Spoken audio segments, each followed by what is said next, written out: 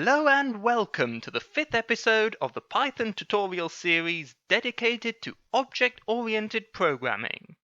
Today we are going to look through some more useful tools when dealing with classes and objects.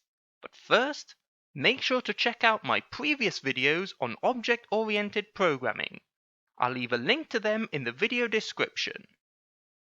Also, if you'd like to show your support for what I do, then please consider subscribing to the channel. Having said that, let's move on with the episode and start by imagining the following scenario.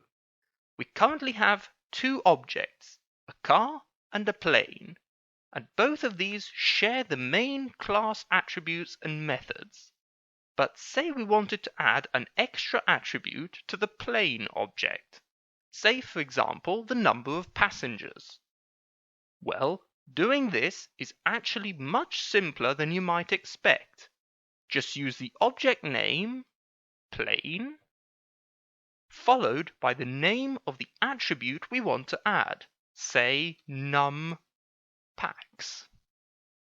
Then we can assign a value, say 35. And there you have it. We have successfully added an attribute to our object. But watch out! Since we've added the attribute directly to the object called plane, it will not be available for the object called car. So, in other words, objects inherit all attributes and methods contained in the main class, but can also have additional specific attributes.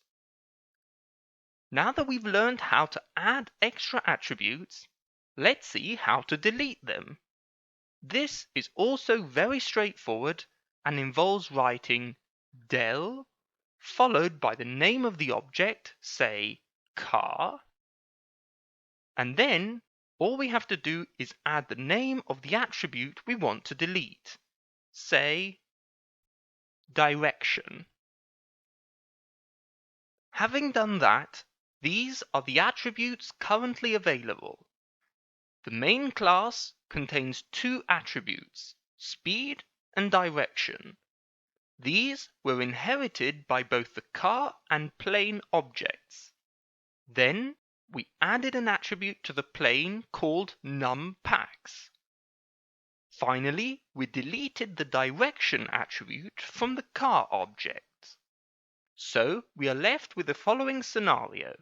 The car has only one attribute called speed, whereas the plane has three attributes, namely speed, direction, and numpacks.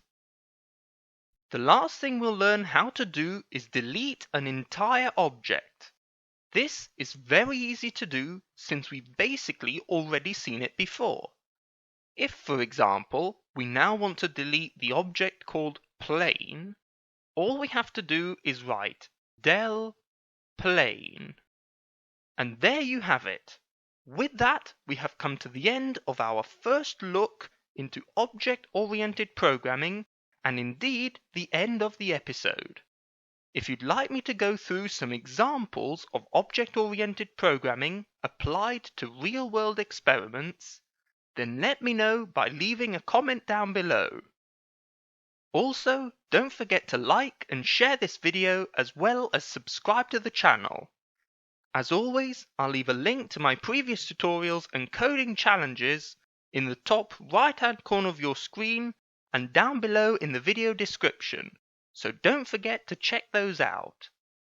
I look forward to seeing you all next week for a new video, and until then, happy coding!